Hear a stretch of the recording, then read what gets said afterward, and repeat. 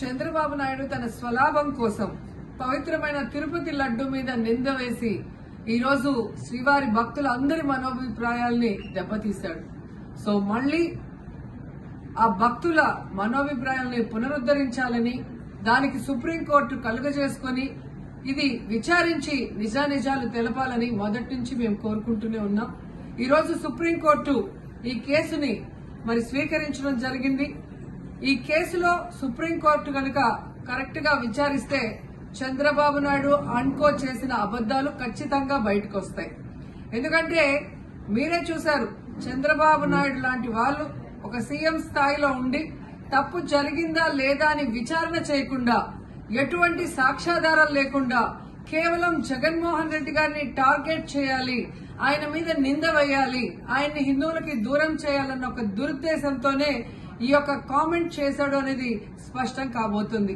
ఎందుకంటే ఈరోజు సుప్రీంకోర్టు ఈ కేసు తీసుకునేంత వరకు, ఆ డేట్ అనౌన్స్ చేసేంత వరకు సిట్ వేయనే లేదు.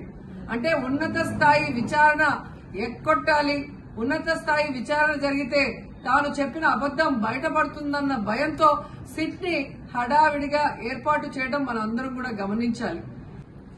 మొదటి నుంచి మాకు సిట్ మీద ఎందుకు నమ్మకం లేదు అంటే, తన పరిధిలో ఉన్న సిట్ ని చంద్రబాబు నాయుడు వేస్తే ఆల్రెడీ తను ఒక జడ్జిమెంట్ ఇచ్చేశాడు కాబట్టి దానికి లోబడే అధికారులు అబద్దాలు మాట్లాడతారు, నిజాలు చెప్పరు. ఎందుకంటే ఈరోజు సిట్ లో వేసిన అధికారి అడిషనల్ డీజీ, ఆయన కన్నా పెద్ద ర్యాంక్ లో ఉన్న టీటీడీ ఈఓ, ఐఏఎస్ ఆఫీసరు మొదట మాట్లాడిన స్టేట్మెంట్ కి చంద్రబాబు నాయుడు గారు అబద్దం చెప్పిన స్టేట్మెంట్ తర్వాత మాట్లాడిన దానికి తేడా చూస్తేనే ఈ సిట్ అనేది సిట్ అండ్ స్టాండ్ కి తప్ప దేనికి పనికిరాదనేది అర్థమైంది.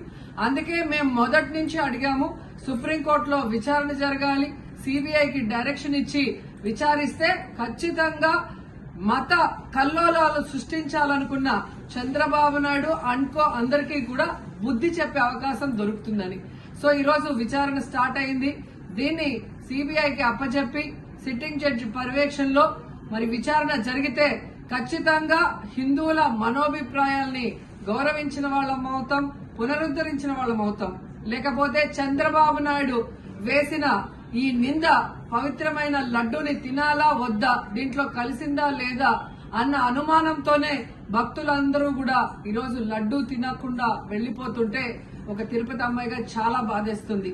ఈ రోజే అలగర్ కోయిల్ మదురై దగ్గర దక్షిణ తిరుమల చాలా పవిత్రమైన టెంపుల్, ఇక్కడ భగవంతుడిని కోరుకున్నాను.